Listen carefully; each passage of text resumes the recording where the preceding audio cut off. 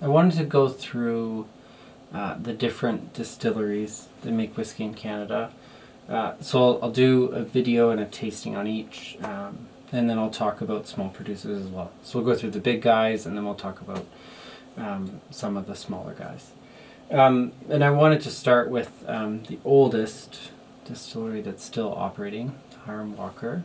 It was founded in 1858, and it's massive. It's huge. There's about over 1.5 million barrels on site. They make all kinds of stuff. It became so big really because of consolidations. As brands were struggling through Prohibition, you have all the Corby brands, Wiser's, and then Hiram Walker's Canadian Club, and then the Gooderham and Worts brand, all sort of consolidating and coming under one roof at Hiram Walker in Windsor. And so they make all kinds of stuff. So their biggest whiskey is Canadian Club. So close to 40% of what they make is Canadian Club on the whiskey front.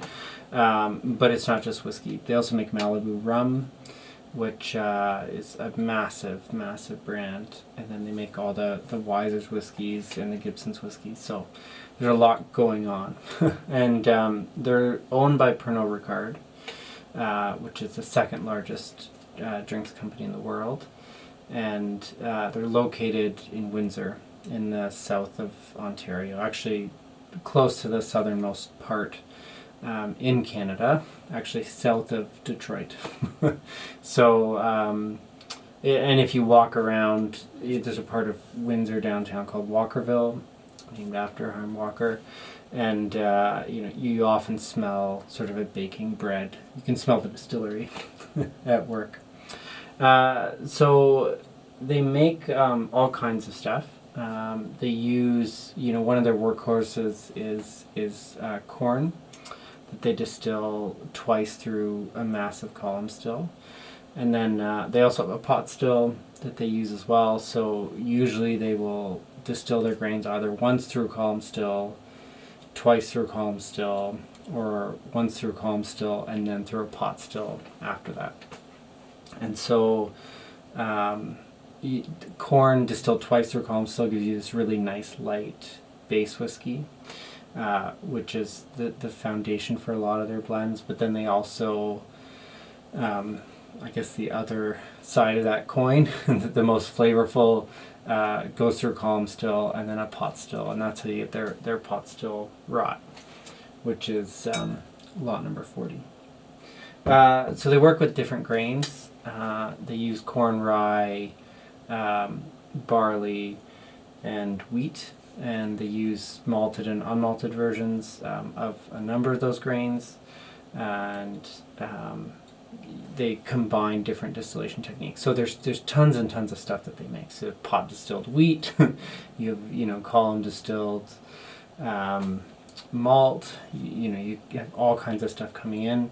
They use different types of barrels, so you get a huge array of whiskey styles to work with, and then those are blended. And that the diversity of whiskey produced at the distillery is somewhat evident through the number of releases that they put out.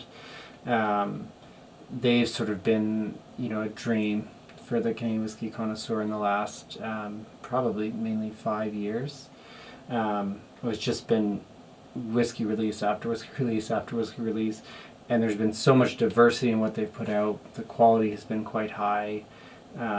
They really have been sort of at the forefront of I'd say whiskey releases and interesting whiskey releases in the last number of years. They've probably released more than the rest of the big Canadian distilleries combined.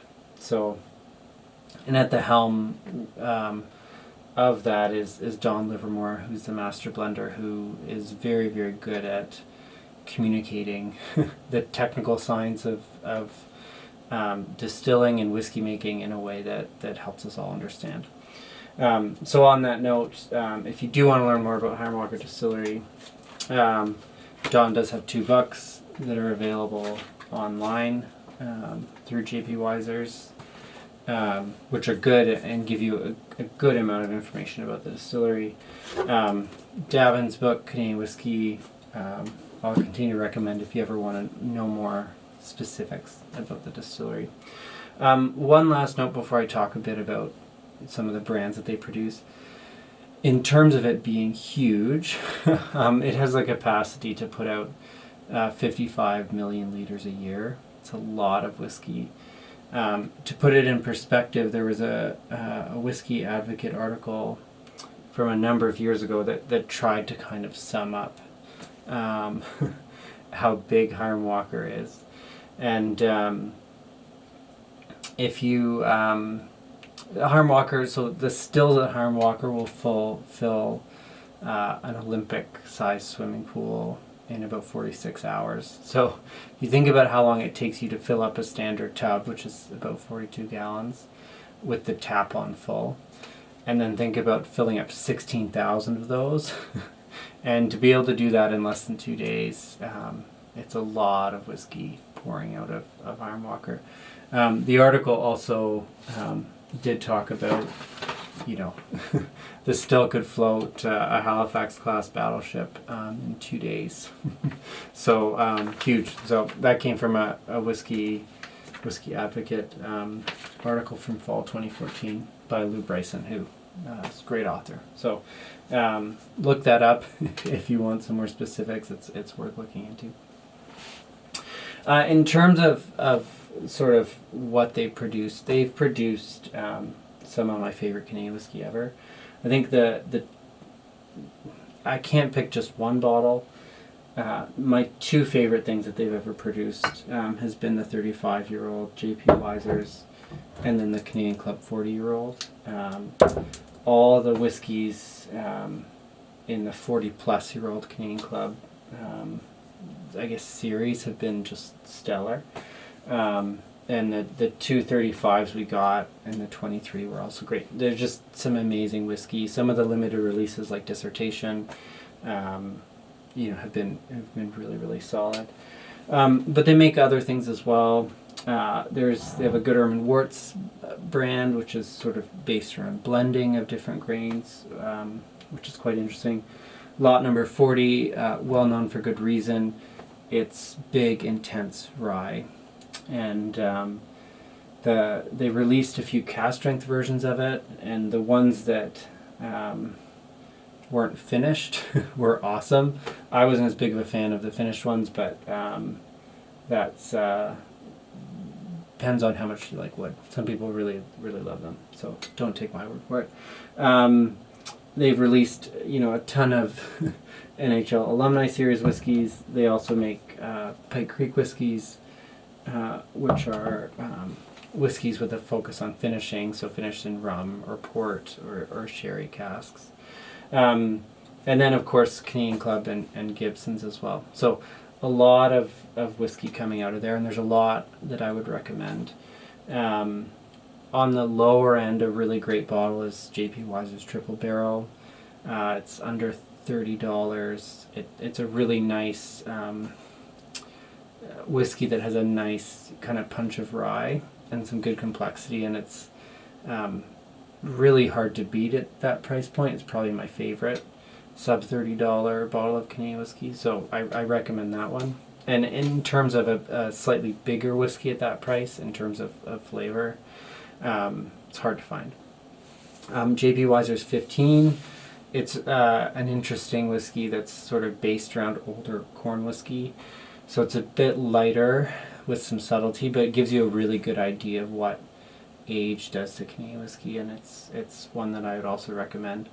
And then, I generally, the lot number 40 Good Worts brands are worth exploring. Just the basic lot number 40 and the basic Good Worts are a good starting point as well.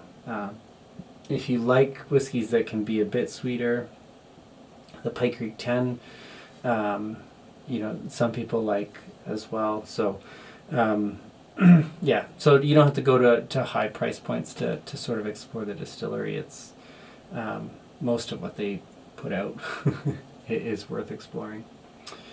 So give them a go if you haven't. as I said, huge distillery. They make tons of stuff, lots of diverse products, and at the top they make some of Canada's best whiskey. So worth exploring.